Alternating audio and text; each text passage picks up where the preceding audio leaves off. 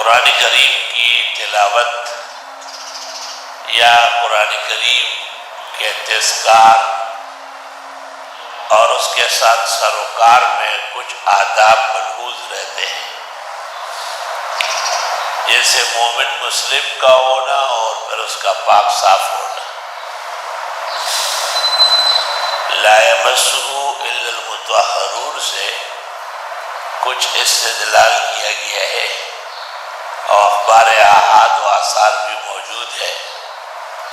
جو اس بات پر دلالت کر رہے ہیں۔ علماء نے حفظ اور یاد سے پڑھنے کے آداب کم بتائے، لیکن قرآن کریم کو دیکھ کر اور ہاتھ لگا کر پڑھنے میں آداب زیادہ بتائے۔ قرآن کریم کھول کر اور ہاتھ لگا کر پڑھنے کو جمہور نے باوضو ہونا اور اس کے جسم اور کپڑوں کا پاک ہونا واجب کہا ہے، لیکن اگر حفظ سے اور یاد سے کچھ آیات اور سورتیں تلاوت ہوتی ہے تو علماء دین اس بارے میں نرم گوشہ رکھتے ہیں، اور وہ کہتے ہیں چونکہ قرآن کی ایک حیثیت ذکر کی بھی ہے، وَهَذَا ذِكْرٌ مُبَارَكٌ أَنزَلْنَاهُ، اور ذکر الہی پر کوئی پابندی نہیں ہے، یہاں تک کہ غیر مسلم بھی اللہ کا نام لے گا، اور یہاں تک کہ وہ لوگ جن کو غسل ضروری ہے، حائض اور نفساء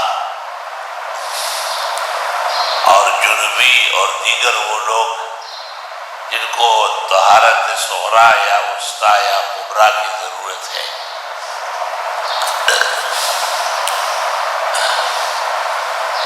یہ بات بھی قابل لحاظ رہے کہ اس میں دو قول مزید آ رہے ہیں کہ اگر ایک استانی مثلاً بچوں کو پڑھا رہی ہے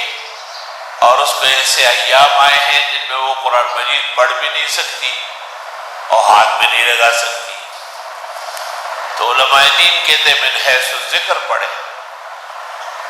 جیسے بسم اللہ، اعوذ باللہ، بعضوں کے آیت الکرسی تک من حیث الذکر پڑھنے کی گنجائش، من حیث القرآن پڑھنے کی گنجائش نہیں ہوگی۔ بعض علماء دین نے کہا ہے کہ آیت پوری نہ کرے،